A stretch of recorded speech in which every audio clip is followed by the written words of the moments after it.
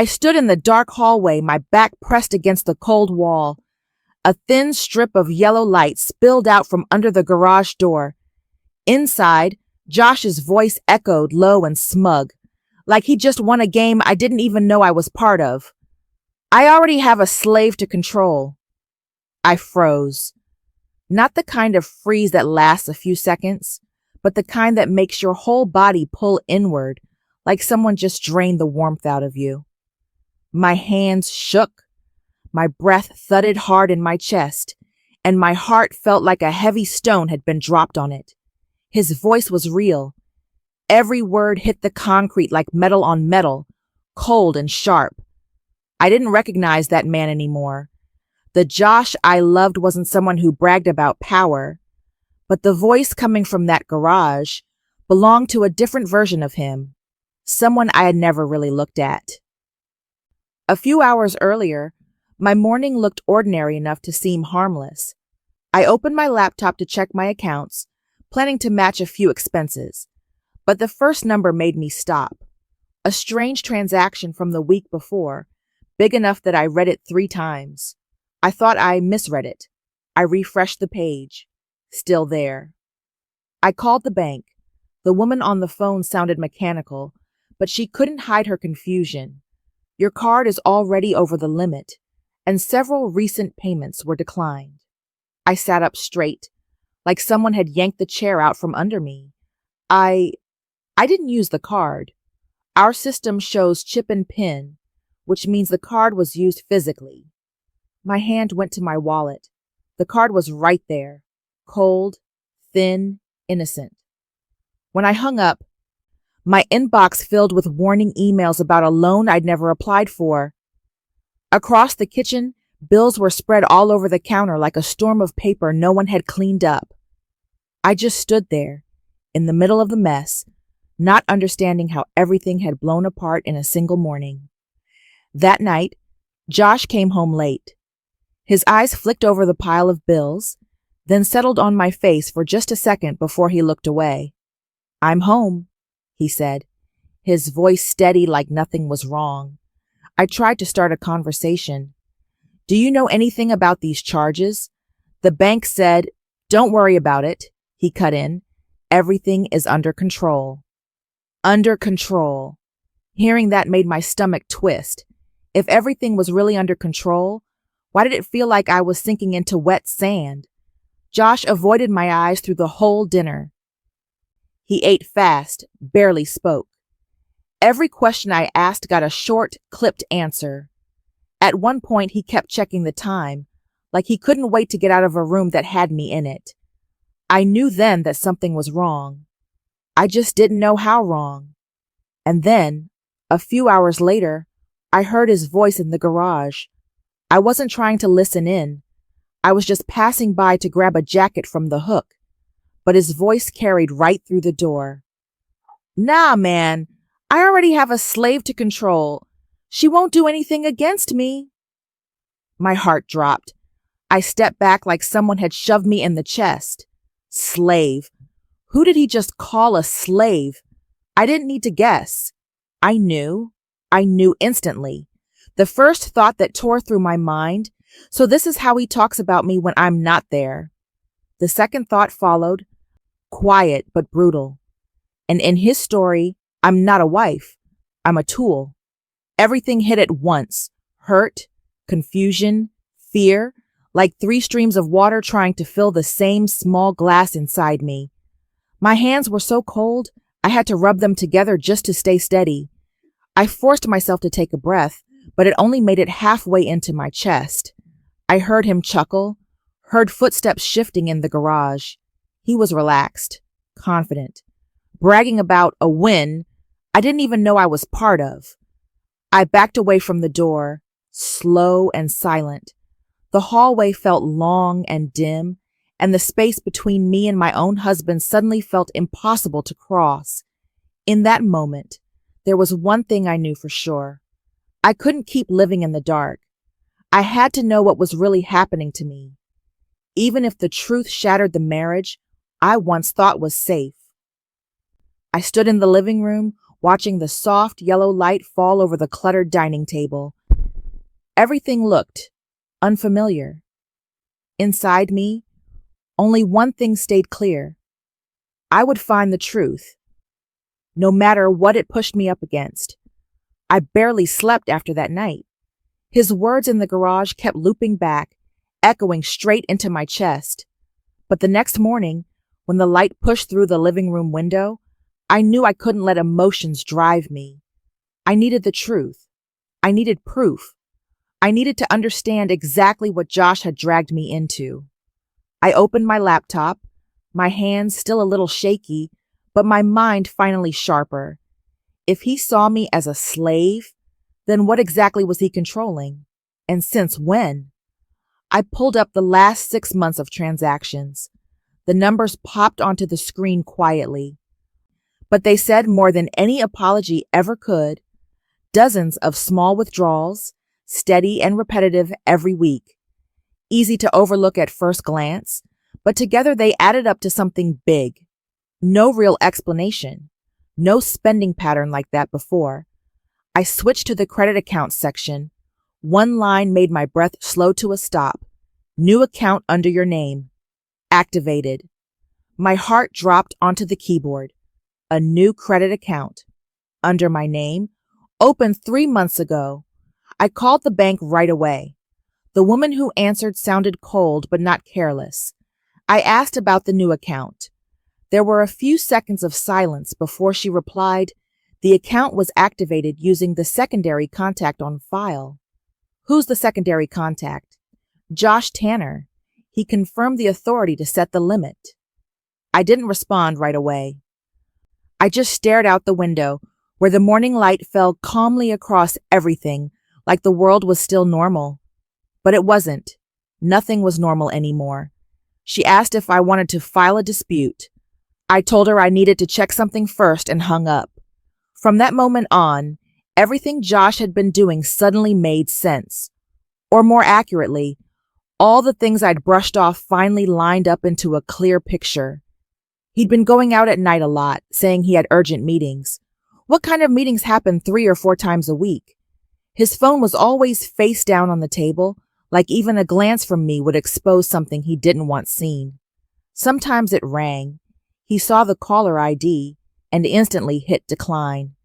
Then he changed the subject the second I walked into the room. I used to think he was stressed. Or that he didn't want me to worry.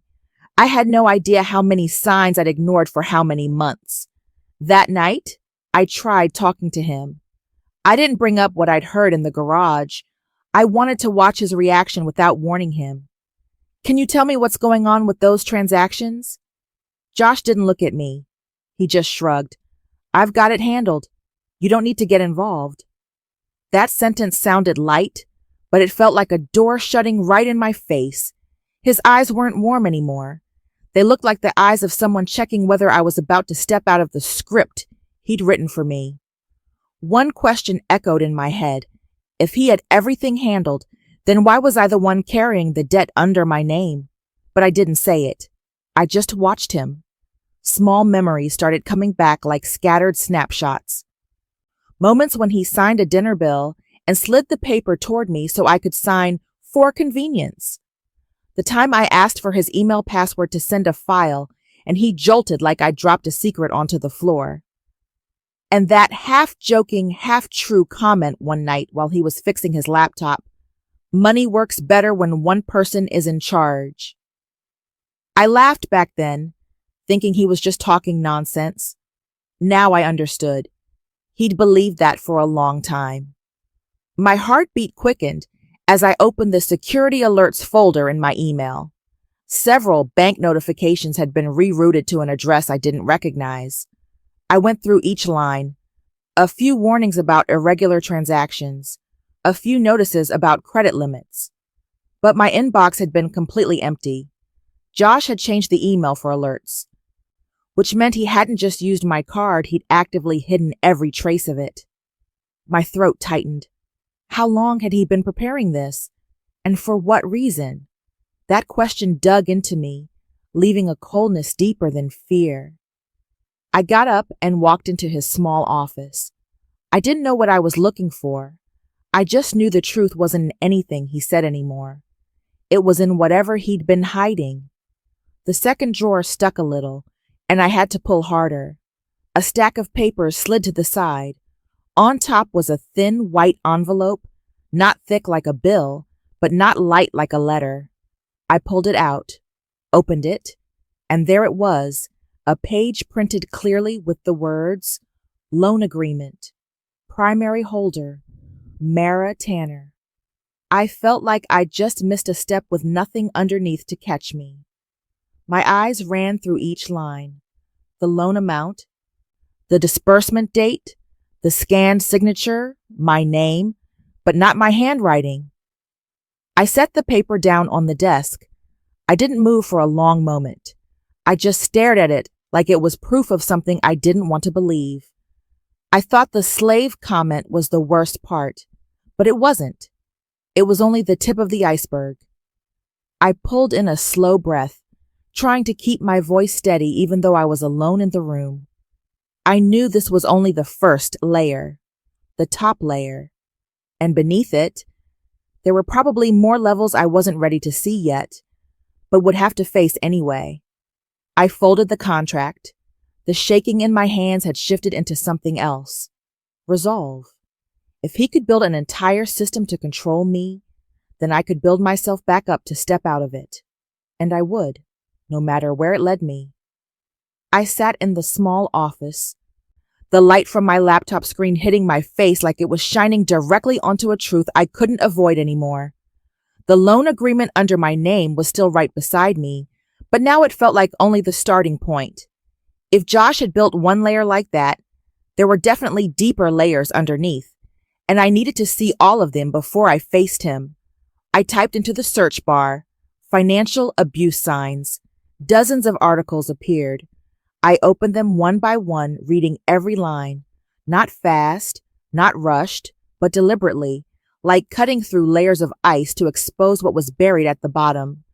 A list showed up, controlling all finances, opening accounts under a spouse's name without telling them, rerouting bank notifications, creating debt to make the partner dependent, using money as a tool of intimidation. Each sign felt like a cold needle touching my skin, not because they were unfamiliar, but because they matched exactly what was happening. Every behavior, perfectly aligned, so much so that it felt like someone had written those lines based on my own marriage. I leaned back in the chair. Something heavy but clear settled inside me. The pain wasn't chaotic anymore. It sharpened. It had shape. It had direction. Memories started coming back, not in order, but in the order of how badly I'd ignored them. One evening after I got a new job, Josh said, "Why don't you just deposit your paycheck into the joint account? It's easier. We're married." I agreed. I thought that's what couples usually did. Then there was the time I forgot my credit card at home. Josh handed me my own card from his wallet and said, "Let me hold on to it. I'll give it to you whenever you need it. Less stuff for you to carry around." I didn't think twice. I even thought it was convenient. And one night, after my social media account got hacked, he said, "Why don't we use a shared password? It's safer. I'll remember it for you."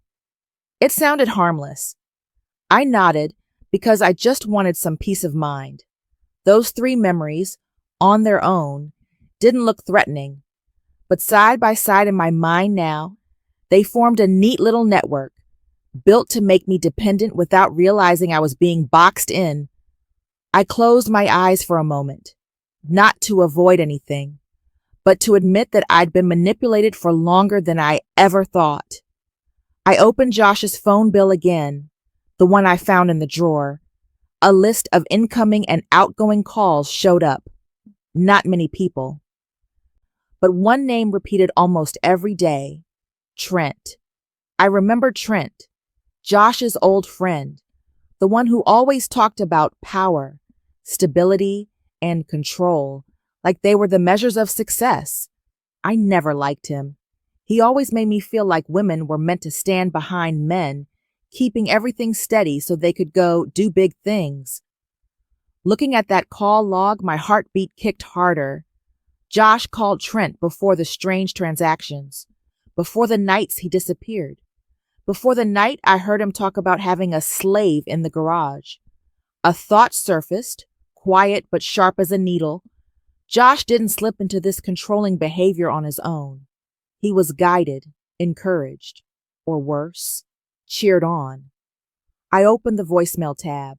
Josh rarely listened to his messages, so the inbox was full of voices from people he never bothered to call back. I tapped the first one with Trent's name on it. Man, if she doesn't listen, tighten the leash. It works. I almost dropped the phone. I couldn't tell which feeling hit first, the hurt or the anger. They blended together like hot and cold water poured into the same glass until it cracked from the inside. I used to think Josh changed because of stress, but now I understood. Someone had taught him how to control me, and he'd followed it. I took a deep breath. No tears, no shaking, just a quiet space inside me where everything finally lined up. I picked up Josh's laptop again. This time I searched more carefully. In the recent login section, there was a strange email, not the one he used every day. A string of characters that looked like an old account or a secondary one someone would create so no one noticed it. I tried signing in. Wrong password. I tried again using a variation Josh often used. This time, it worked. The inbox was empty, but the bank notifications tab wasn't. There was another bank account, one I'd never heard him mention, completely separate from our joint account. The balance moved like a messy graph, sometimes deeply negative, sometimes jumping up a few thousand before disappearing again. Every transfer went to the same person, a name I'd never seen before. Not family, not a mutual friend, not any official loan contact. I stared at the numbers on the screen, feeling like I'd just touched the bottom of another secret layer. Tangled, shady, intentional. Josh wasn't just hiding debt from me. He'd built an entire financial world I wasn't part of, while using my name to inflate whatever he wanted. I saw it more clearly than ever. I wasn't just kept in the dark. I was placed in the easiest position to control, dependent without knowing I was dependent. He held the information, the access, the distance, everything just far enough that I could never reach it. And that was exactly how he wanted this marriage to function. I sat up straight. In that moment, something small but decisive shifted inside me. I wasn't trying to understand Josh to forgive him anymore. I was trying to understand him so I could free myself. I opened the loan agreement again, not to punish myself, but to look at it as evidence for what I had to do next. I needed to picture how the confrontation would go. I needed every piece lined up. If he'd built a system this calculated to control me, then I had to build a system of truth to stand against it. I gathered the documents into a folder, saved screenshots, noted the dates of the suspicious transactions. I couldn't let emotions trip me. I had to be certain. I had to be strong enough not to get pulled in by sweet explanations or empty apologies. When I stood up, my head ached a little, but my mind felt clear.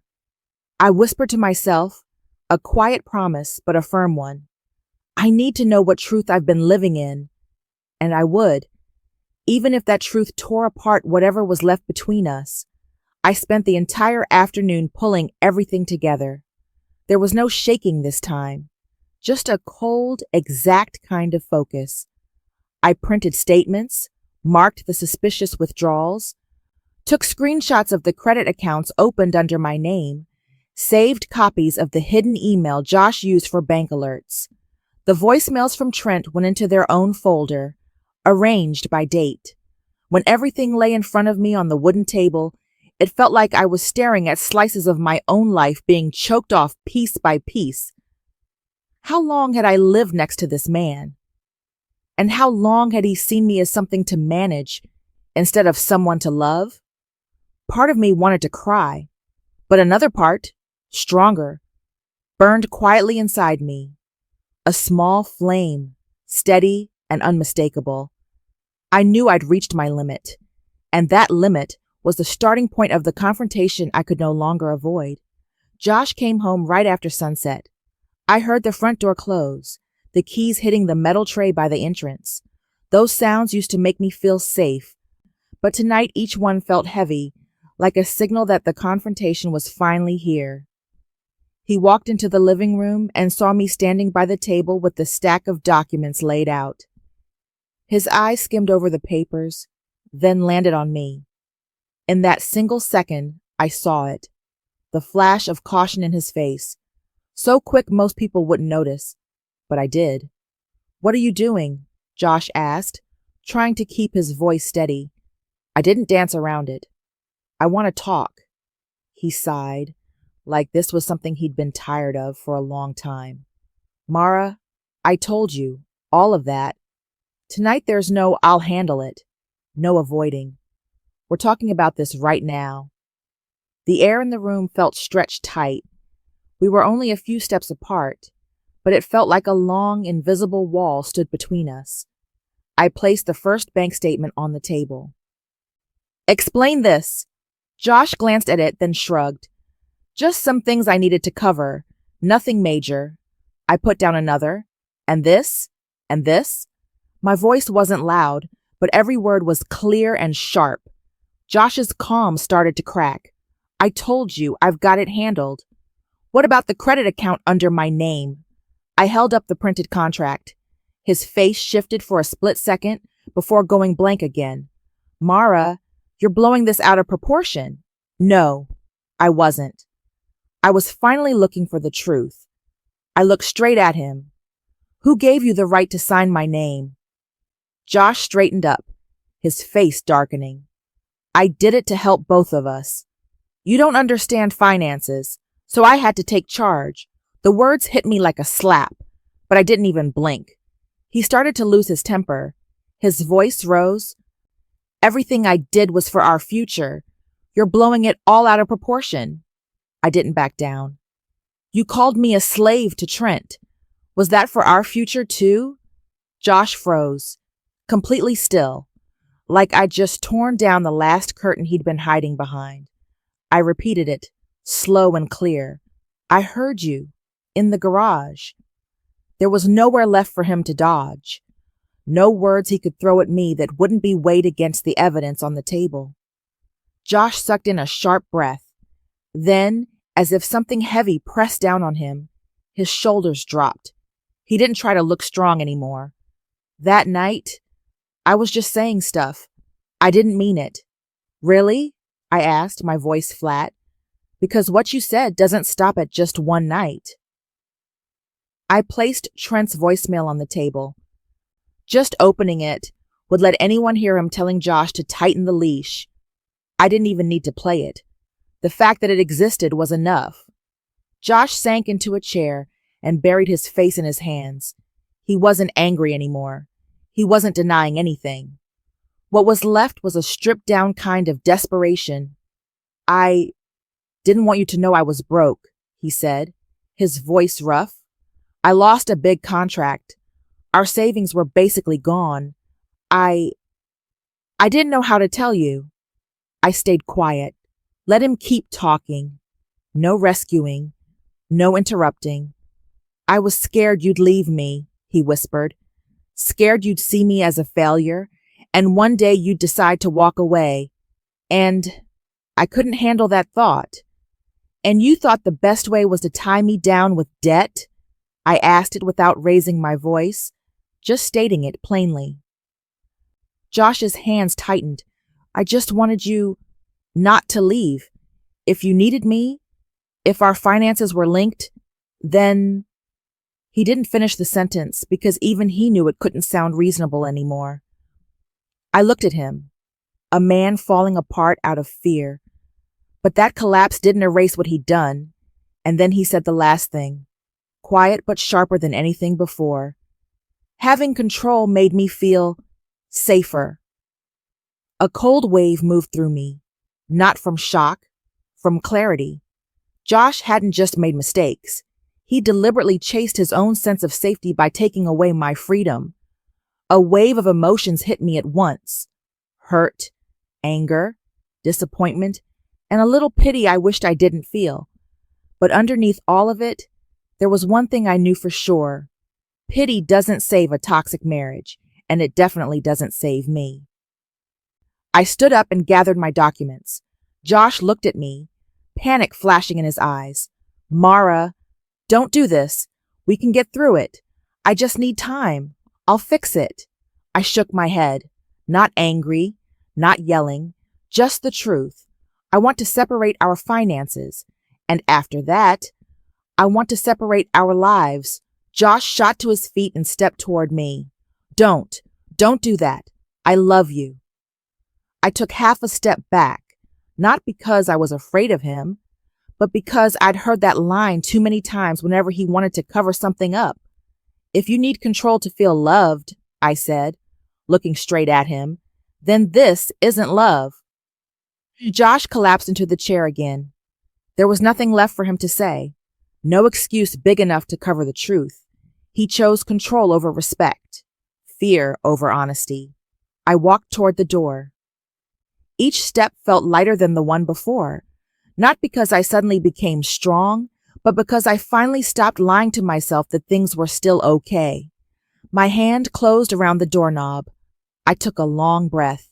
When the door opened, the cold air rushed in, touching my skin like it was the first real breath I'd taken in months. I stepped out of the house, and for the first time in a very long time, my chest didn't feel weighted down. The tension inside me didn't snap back. It broke open into something new, the space of freedom. I left the house that night without looking back. The next morning, I started doing the thing I'd been afraid to face for months, cleaning up the damage. Not just Josh's damage, but the damage caused by my own silence. I met with a financial specialist early in the week. She went through the documents I brought, her eyes moving quickly but without judgment. She walked me through every step to remove Josh's access from anything tied to my name.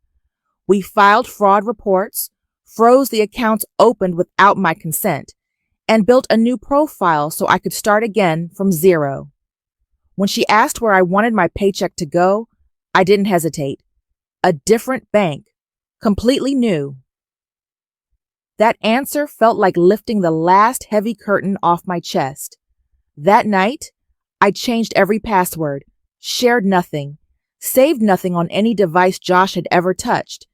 And when I pressed save, it felt like I was locking a door I hadn't realized I had the right to lock. The days that followed, I learned how to live on my own in the truest sense. Not living without Josh, but living with myself. Mornings no longer had him blasting music to cover the silence. I let the house stay quiet, the way it really was. I cooked dinner the way I wanted, not the whatever's easiest he always pushed for. I took evening walks without having to text anyone when I'd be back. There was one small moment when I stood in the living room watching the last bit of sunlight touch the white wall, and I realized I was breathing evenly. Not tense, not rushed, just breathing. Freedom isn't loud, I thought. It's the quiet where I can hear myself again. And I did hear myself, for the first time in a long time. As for Josh, things didn't end with that confrontation. The bank opened an investigation into the forged signatures. A lawyer called me to take my statement. I told everything exactly as it happened, no more and no less. Trent disappeared from Josh's life the moment everything fell apart. I heard from someone we both knew that he didn't want to get involved in trouble. The support Josh thought he had turned out to be nothing more than a flimsy shadow. And when that shadow vanished, he was left with nothing but the truth he'd been avoiding for a long time. I didn't feel triumphant. I didn't feel sorry for him anymore either. I just accepted that everyone eventually faces the choices they make. As for me, I no longer saw myself as a victim. I was someone who survived, and more importantly, someone rebuilding. I started writing down things I'd forgotten I loved, hobbies, goals, Small dreams I'd been scared to bring up around Josh. I spent weekends rearranging the house to fit my style, not his idea of efficient. Those small habits, the ones that seemed insignificant, became the thread stitching back parts of me I thought I'd lost. One evening, as I sat looking at the neatly rebuilt financial files, I realized I didn't shake anymore when I thought about the future. It was uncertain, but this time it was mine. No one else had the right to write it for me. I looked out the window at the quiet, wide night that felt like a beginning. I said it out loud, not for anyone else, but so I'd remember. Someone can pull you under, but you're the one who decides whether you stand back up. That wasn't an ending. It was the opening line of the next part of my life. And if you're still here listening to me tell this story, I want to say this. Have you ever been in a relationship where you lost pieces of yourself? Leave a comment so I know you're not alone. Thank you for hearing my story.